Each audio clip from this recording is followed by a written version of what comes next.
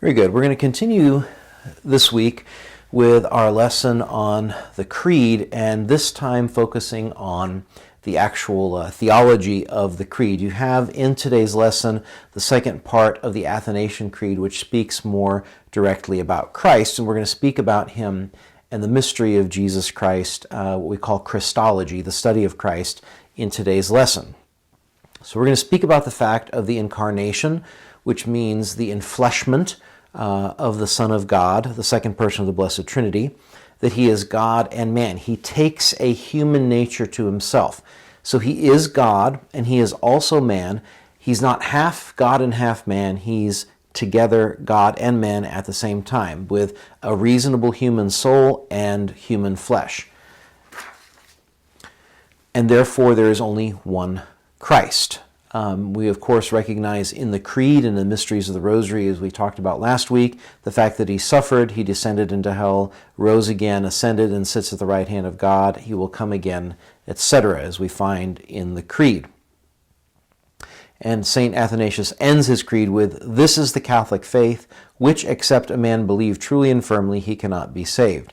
It's very important that we not deny the fact that Christ is our only salvation, and he's our salvation because he comes to us as man and brings us back to God. Again, just to reemphasize one point that's very important. Christ is not half God and half man. He is both. He's both completely. And I always use the example of a circle, and you just pick a color, right? So let's say it's a green circle, right? The fact is that circle is both green and a circle at the same time, because the color and the shape are two different things, just as the divinity of Christ and his humanity are two different things, and they both exist in the same person of God the Son.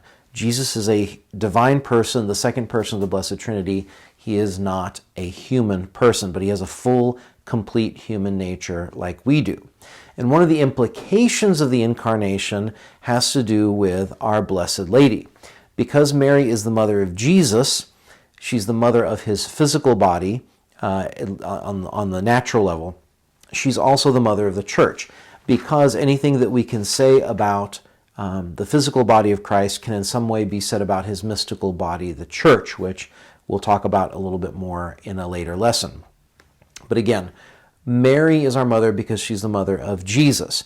And this is a very intimate and important relationship, which is not external to the faith. It's not an extra thing. It's something that we truly have to accept because it's true. Just like we would not in any way want to deny our earthly mothers, we don't want to deny our heavenly mother either.